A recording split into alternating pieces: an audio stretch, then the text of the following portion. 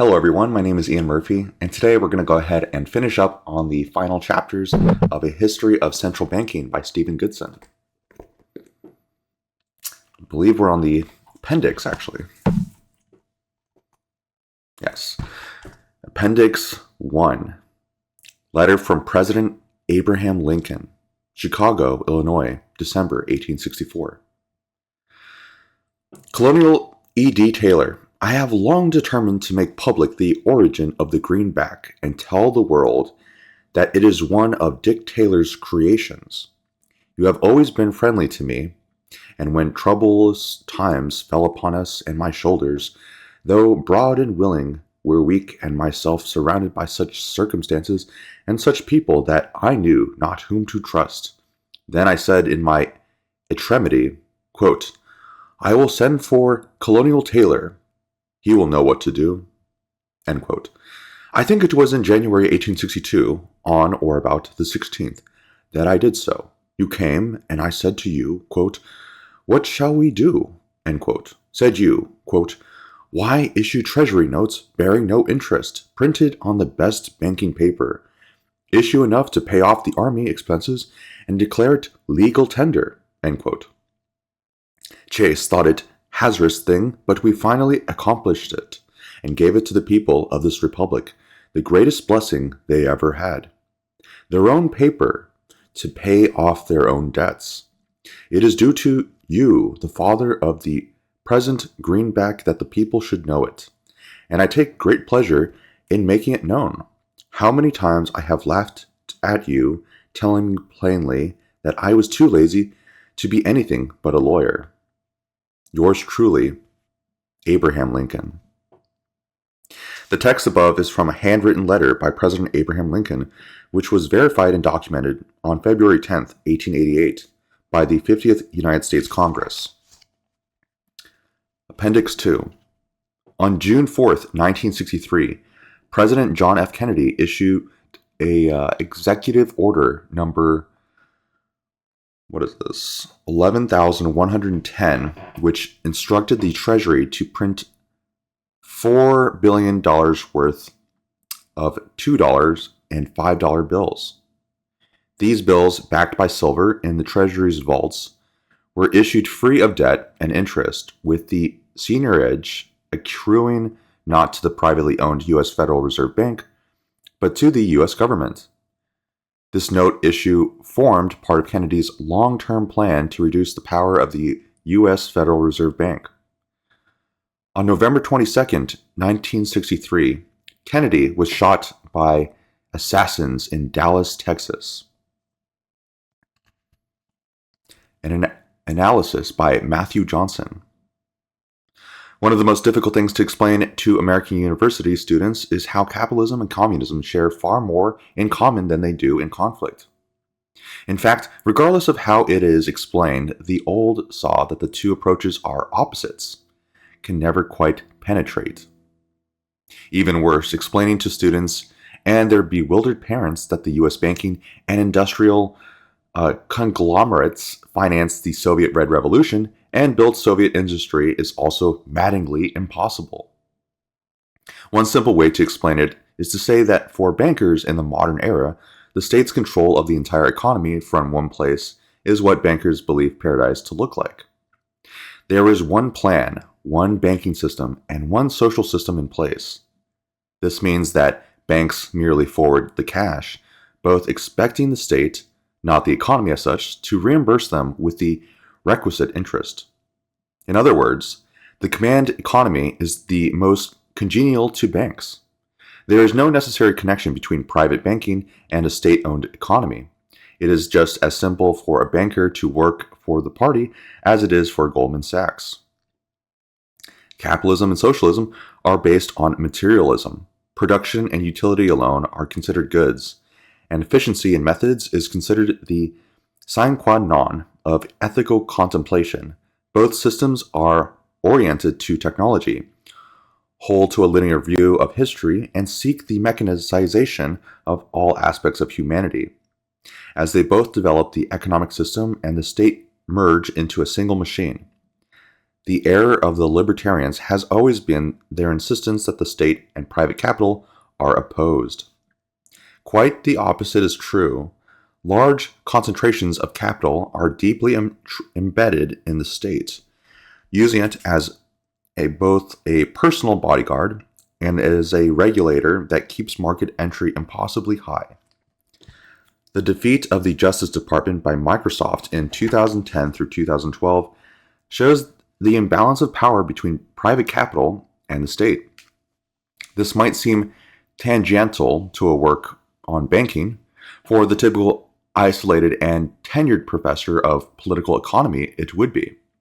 For those such as Mr. Goodson, who served on the board of the Central Bank of South Africa for many years, isolated academia seems absurd. Mr. Goodson was anything but isolated, and he witnessed the tight control of economic life by banking conglomerates the world over. He saw it in vivid colors. This book is not a study in technical economics. It is, thankfully, a study in history.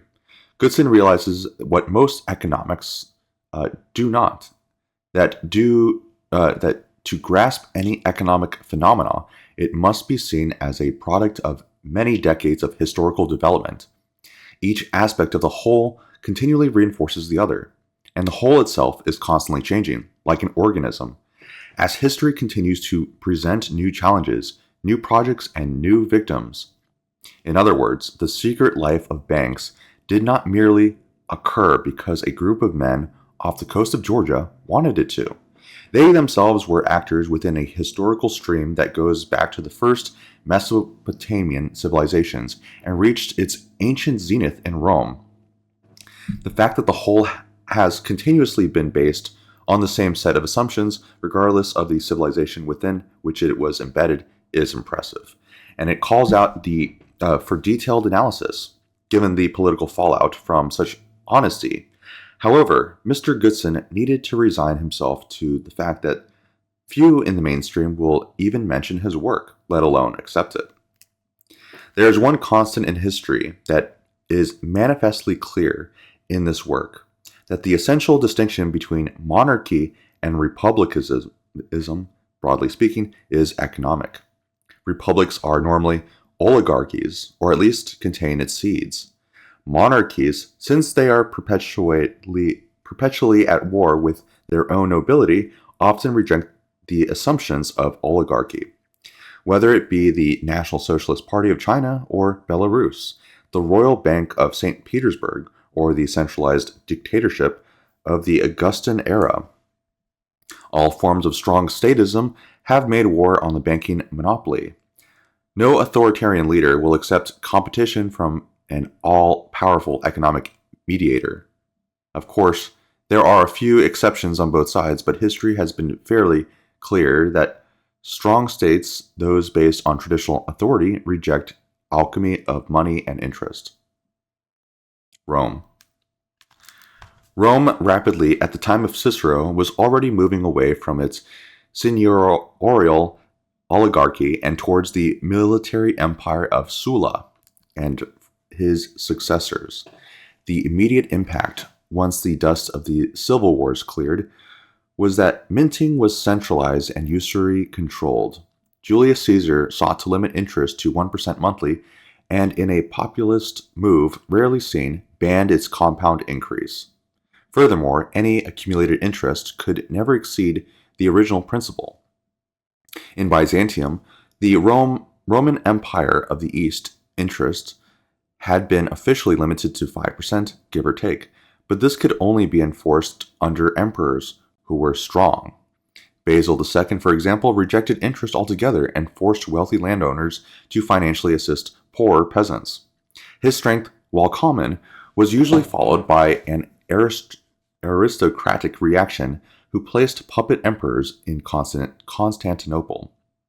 However, under such a system, Eastern Rome was blessed with a vibrant populist economy. Her currency was the global standard as far east as China. Peasants were free landholders, and feudalism existed nowhere. Inflation did not exist, and trade flows always favored the capital.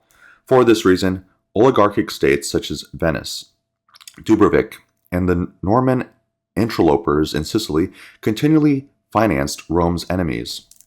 After 1204, when the Western Norman Crusaders sacked Constantinople, the dominance of Venetian oligarchs became the order of the day. Byzantium was marked for death once the emperors of the 14th and 15th century gave away their financial autonomy for regular infusions of Venetian money. Having lost all economic independence and seeing the immense wealth of the East flow in interest payments to Italy, Byzantium finally collapsed under an Italian-financed Turkish invasion in 1453. Venice became Turkey's most significant ally. There is no economic mystery here. Whenever interest is tightly controlled, the continued compound leakage of cash to banking centers does not exist. This financial hemorrhaging means that value remains where it belongs, with the small businessman and small landholder, without the geometrically increasing mass of interest. A fraction of today's total labor was sufficient to maintain monetary stability, necessary supplies, and a nobility forced to serve the state rather than rule it. Within the modern system of usury, centralization is unavoidable as compound interest continually increases the flow of real value out of the economy and into the coffers of the cabal. England. England was no different. Prior to the Norman invasion, Anglo-Saxon England, even after the Vikings attacked, existed in a financial golden age. Again, small holders were the norm. Urban trade maintained low prices, and the lack of liquid capital forestalled any noble centralization. Feudalism could not exist under such a system. Usury was banned in Mercia under Offa the Great, and in Alfred's frantic attempt to centralize power in Wessex against the Danes, he too refused the services of the banking cabal. The Italian banks, however, were quite interested in William's planned assault on Anglo-Saxon England and to remove its Scandinavian influence. Following William was a small army of Venetian and Roman bankers. Usury was permitted for a time under the new Norman hegemony. The old Anglo-Saxon aristocracy was slaughtered, and William imported a new nobility with close financial ties to Italy. Feudalism made its very first appearance on English soil. Ireland, several centuries later, was also to see the benefits of Norman rule. Such progress by the time of Stephen led to the creation of a banking system charging an average of 33% on collateral lands and 300% on capital, that is, tools in the cities. Within 2 generations, a full 66% of England's lands wound up in the hands of the bankers. This might explain the constant drive to take more and more French land for the Angevin Empire. This was to be the lot of Norman Britain until the reign of Edward I, who imitated the Byzantines, where many Anglo-Saxons had been serving after 1066, by tightly limiting interest and its accumulation. Taking the bankers out of the country, he ushered in an age of prosperity, unfortunately cut short by the plague. It is no accident that just at the time when Byzantium had given away its economic sovereignty to Venice for the use of their navy, Britain moved in the opposite direction against Italy and Rome. From the reign of Edward I to the plague, England was prosperous. The working year amounted to 14 weeks within which all essentials were obtained. The church calendar in both Eastern and Western Europe required between 100 and 140 days off a year, excluding Sunday and the period after Easter. Of course, capitalism was to make war on the church and seek Protestant sanctions for eliminating Saints' Day from the calendar altogether. The rule of the smallholder had returned for the first time since Edward the Confessor. Unfortunately, this was not to last.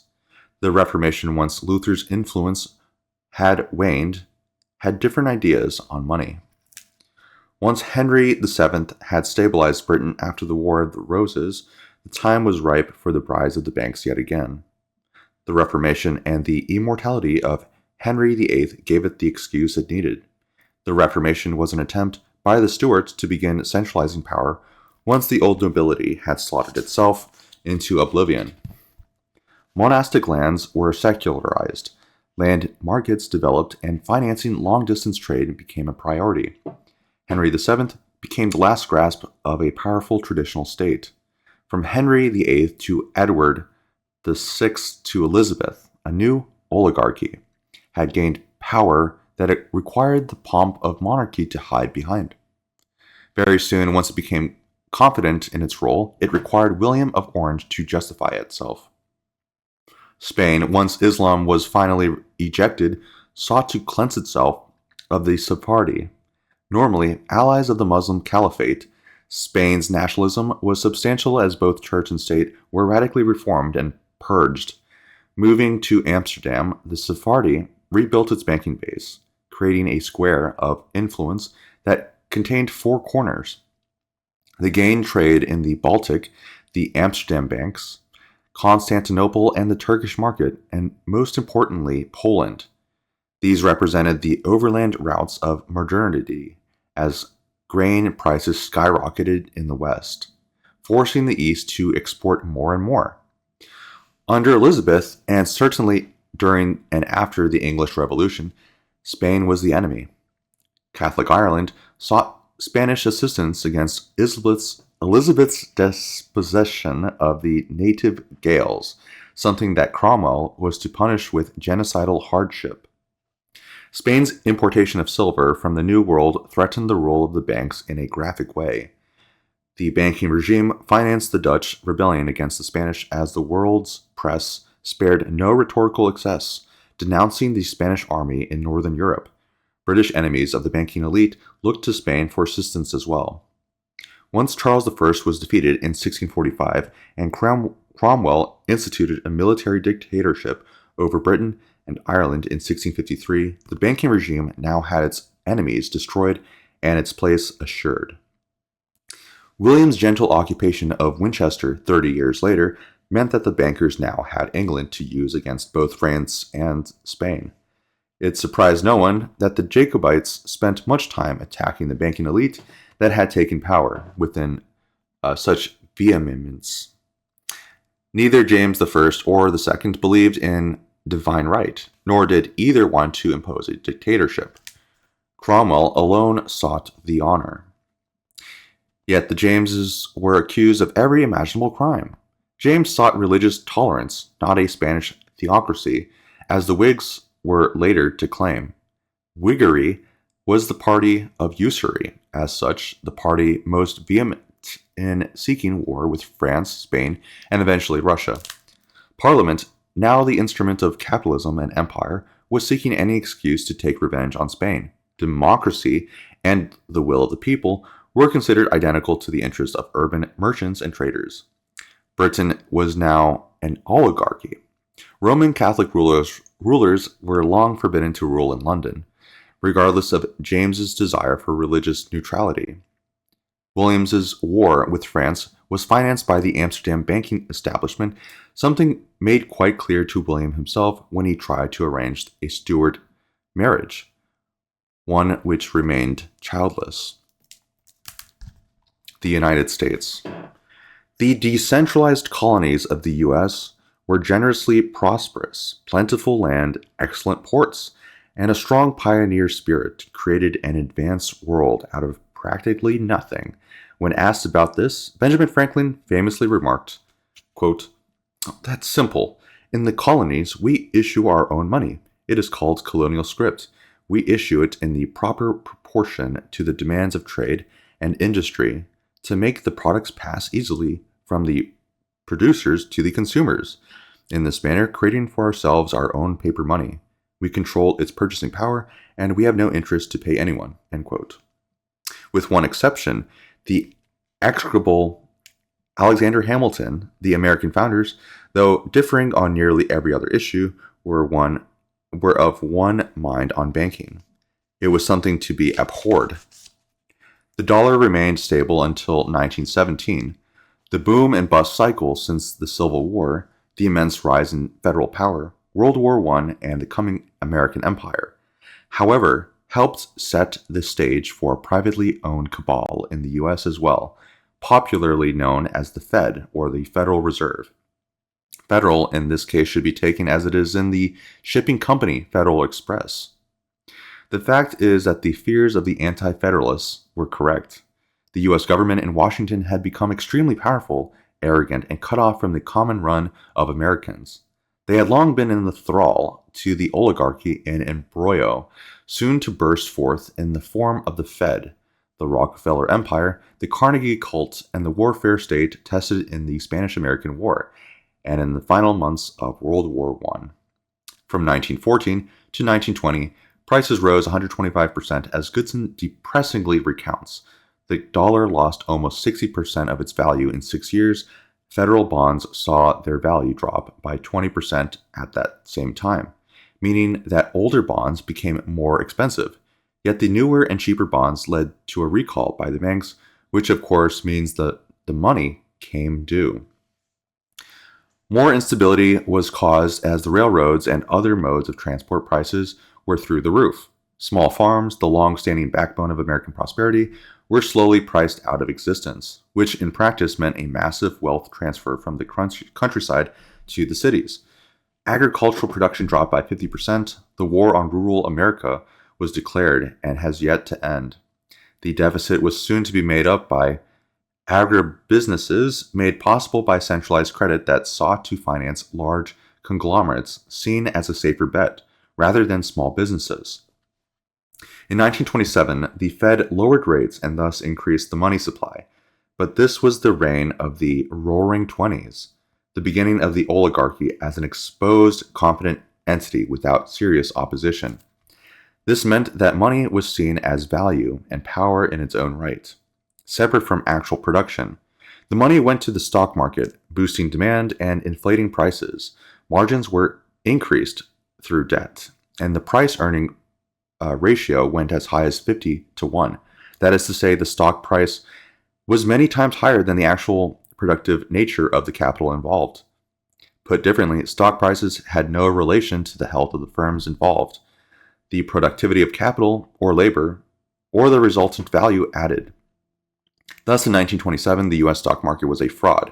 Prices were based on speculative investment, easy money, and the perception, one that remains a mystery to psychiatry, that such fox growth would last forever. It made little difference how healthy the firms involved actually were. In 1929, the Fed increased rates to 6%. The signal was clear. The stock market as a whole saw its value drop by 83%. 10,000 banks were bankrupted, and brokers working on debt bubbles were ruined. Russia. Russian economic prosperity and growth commenced at the liberation of the serfs by Alexander II in 1861. Serfs under state control had been freed earlier by Tsar Nicholas I. As is quite often the case, the most autocratic of monarchs were the only ones confident enough to go over the heads of the elites and pass legislation in the interest of the peasants. Unlike the Austrian liberalization of its own serfs a few years before the Lincoln's freeing of southern slaves, Russian serfs were liberated with land. The state reimbursed the eternally indebted nobility, and over time, the peasant was to pay the state back. The payments were very low, and Tsar Nicholas II in 1905 canceled them altogether. This was just one more nail in the nobility's coffin. Russian serfs had never been slaves. Serfdom, a reaction to the Swedish and Polish invasions of the 17th century, affected only the peasants in the Black Earth regions of the Russian South. It never existed in the north nor in Siberia. In central Russia, it affected only serfs required to perform labor duties. But by the 1840s, most peasants paid money rent, meaning that they were not serfs. Serfdom in Russia really meant the guarantee of peasants' land ownership and at the same time the guarantee of noble income as they served the state, usually in a military capacity. Since everyone served someone, the system was balanced. Under Tsar Paul and his mother Catherine II, the nobles were freed from state service and as a result became politically impotent. Peasants had full self-government in the commune where all posts were elected. The volost, or county government, was also entirely elected, with equal representation of all classes. The court system, both at the volost and commune level, too, was based on pure peasant democracy. Commune judges were exclusively peasants, and volost courts had two noble and two peasant representatives. For the most part, Russian nobles were financially worse off than the peasantry, drowned in debt and long release from state service. They had little to do but buy expensive Western luxuries they could not afford. The peasant commune had the right to nullify federal law and was generally self-sufficient. If anything, Tsarist Russia suffered from too much democracy.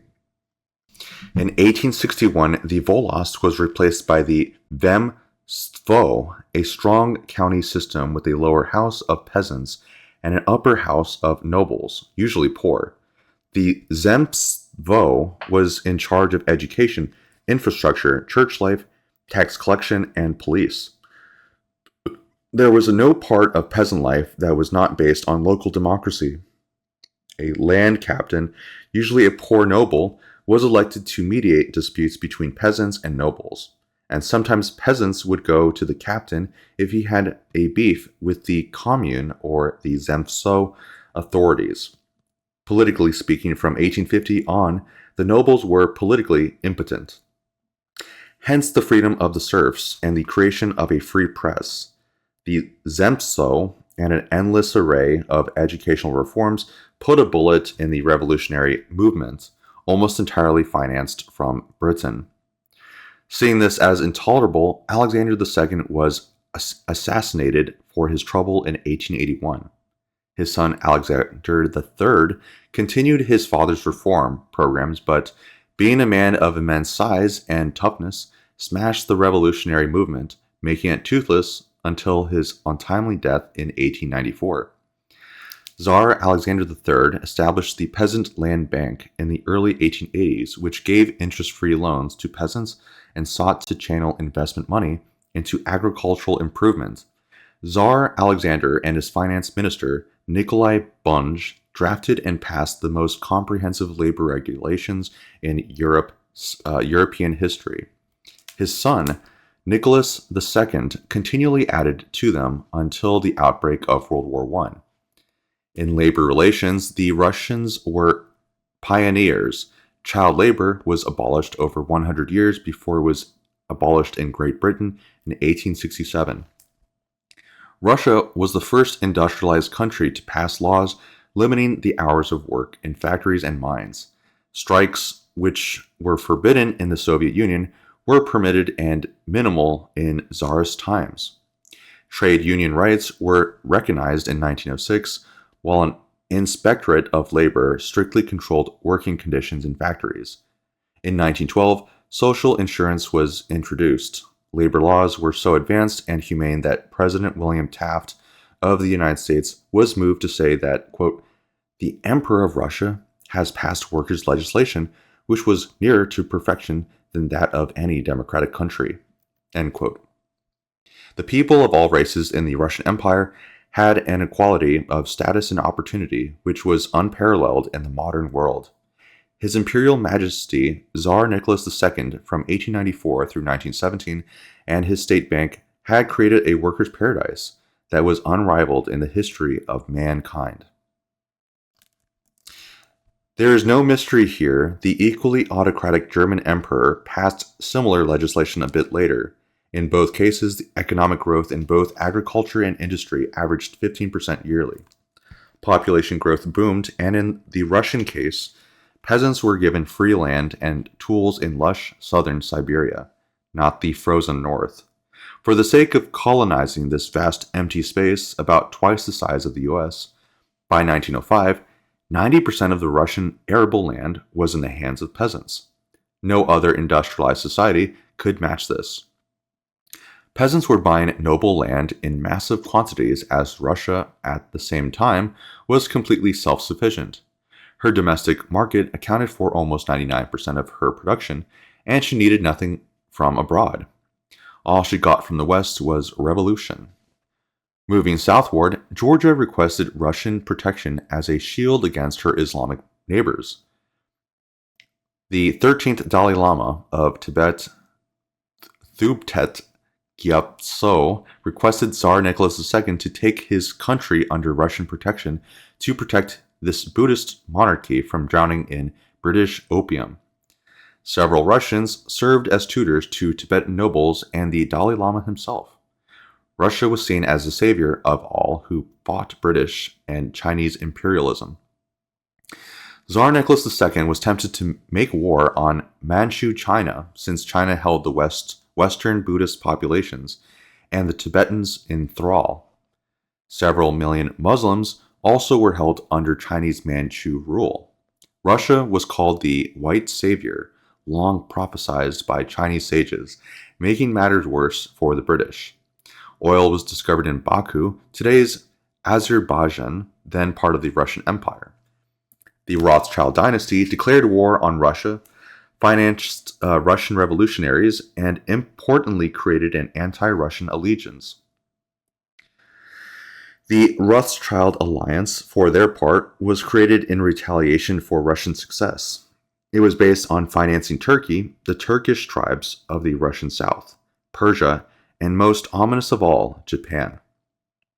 Turkish occupation of the Balkans was given the Rothschild seal of approval since without Turkey, pro-Russian states like Serbia and Bulgaria would fill the vacuum. The British press praised the Turks as liberators from Orthodox superstition and held the Russians to be Mongols whose fangs must be kept out of the Balkans. Russia helped finance Bulgaria and Serbia and sought to unify China once the Manchu state fell. With an indirect protectorate over Tibet and the addition of the literate and urbanized Georgian state, an unstable balance of power between the banker's paradise and the worker's paradise was reached. Unfortunately, Japan was a much better bet than China. Russia supported Afghanistan against England in the Anglo-Afghan War of 1879 through 1880, but this was not as significant as the recreation of Japan under the aegis of the Royal Navy. Had Russia not been a party to World War I, what might the world look like as a result? A realistic scenario could look like this. The exploding Russian population would have populated all Siberia and parts of Central Asia. She would have taken the Balkans and Constantinople, quite possibly with Germany's blessing. This would have permitted Russia's taking of most of the Middle East, or at least acting as the chief protector of the Orthodox Greeks and Arabs. Germany would see the rationality in an alliance with Russia over Vienna. Russian and German interests, ideology, and political systems were quite similar. The Russian alliance with her old enemy, England, made little political sense for Russia, but controlling German expansion was London's priority by 1910 through 1913. Germany realized that her alliance with Austria/Hungary would force Germany into any conflict Vienna might back itself into. This would not be in Germany's interest. Austria's poor military performance in the war, as well as her unstable economy, is what forced Germany to divide its military forces between two fronts. Russia's new and growing oil wealth, her immense natural resources, internal market, and industrial capital would have financed a protectorate over all China and quite possibly Southeast Asia. Much of Central Asia, under Chinese control, would have also come under Russian protection, if not occupation. Compared to English colonialism, Russian expansion was never exploitative, but defensive. This market economic growth and continued population explosion would have drawn the remaining powers of the world to Russia. She would have been seen as, militarily speaking, unassailable. Moving east instead of west, she would be no threat to the European balance of power. Any alliance with Germany would seal the nature of Europe as a strong traditionalist, royalist, and Christian land power. Vienna would be worse than helpless, and might begin to unravel as the Germans of the empire sought union with Germany and the Slavic population looked to Russia. An angry and expansionist Hungary would also be helpless, constantly at war with her equally angry minorities. The Orthodox Church would find a willing ally in royalist German Lutheranism and the growing Old Catholic movement. Had Russia and Greece joined With the schism from the Roman Church as originally planned, the Old Catholic Church would have grown substantially. There was already quite an interest among conservative Anglicans and some Lutherans in the Orthodox tradition. Much of Western Canada would have come under Russian control from the population of Alaska, whose positive interaction with the native Aleutians made Russia a welcome presence, rather than an imperial one. Russian firms were already in Hawaii and would have protected the monarchy there. The U.S. financed the Hawaiian royal house's overthrow. Given Russia's welcome in much of Asia, there is no reason to believe the Hawaiian royal house and other Pacific states would not have seen the benefits in a powerful yet distant protector. Russian imperialism was not profit-seeking as the British Empire was. It was defensive. Native populations were normally treated well, and as in the case of the Armenians and Muslims of Asia, never were forced to convert to Orthodoxy or speak Russian. They took their oath to the Tsar of the Koran. Poland was granted one of the most liberal constitutions in the world, and Finland, another colony of Russia, was totally independent in every respect except foreign policy. Hence, there is no reason to hold that the Russian imperial rule would have been resented or even have been considered rule in the normal sense.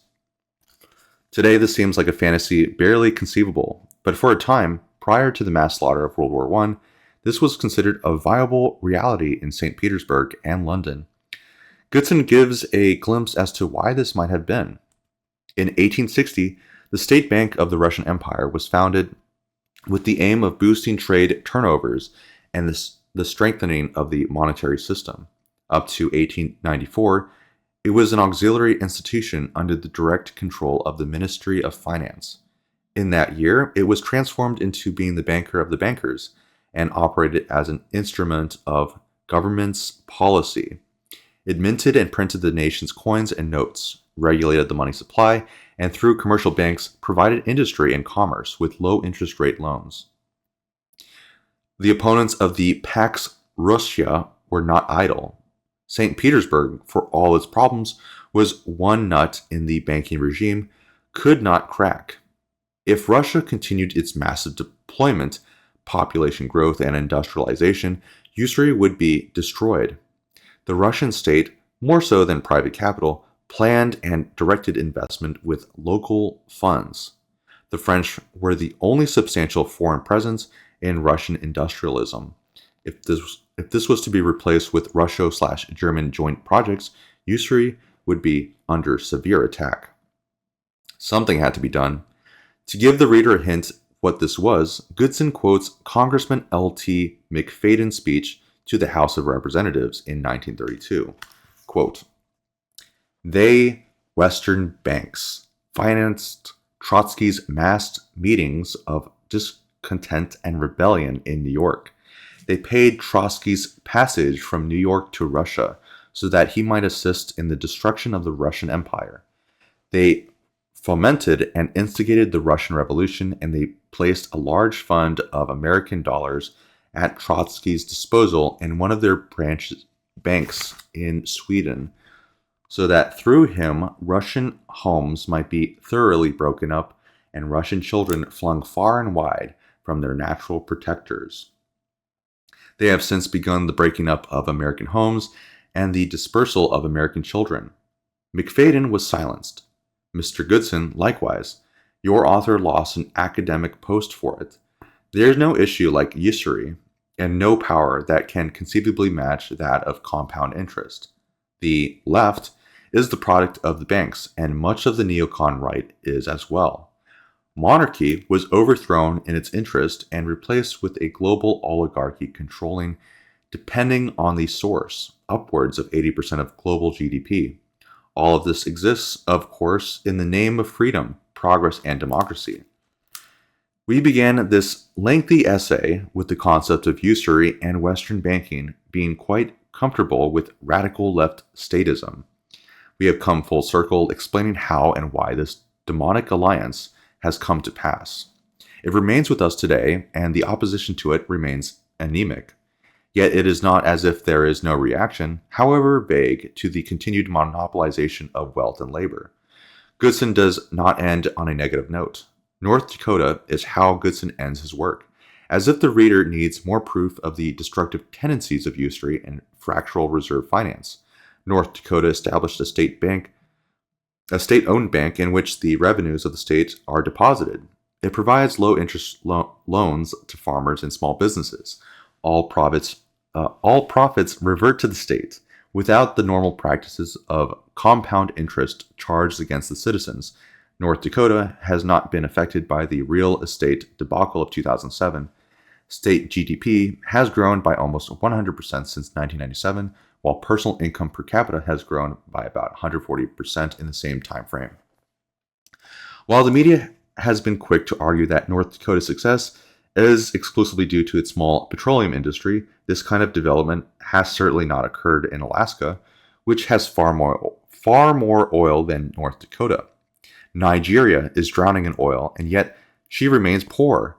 Somalia and Chad, too, have rivers of oil, as do Indonesia and Burma. But all of these states also remain poor. Apparently, oil only benefits North Dakota and the Beverly Hillbillies. Indeed, the central strength of Goodson's book is its consistency. It has one thesis: wherever state banks rule the financial universe of an economy, that economy does very well. His analysis of 1930s Germany, Italy, and early 20th century Japan all feature state-controlled banks, low-interest loans, state-directed investment, and a general loathing of libertarian free markets. They also feature triple-digit growth rates, zero unemployment, and low inflation. In our own day, China, Taiwan, Belarus all are in the same boat.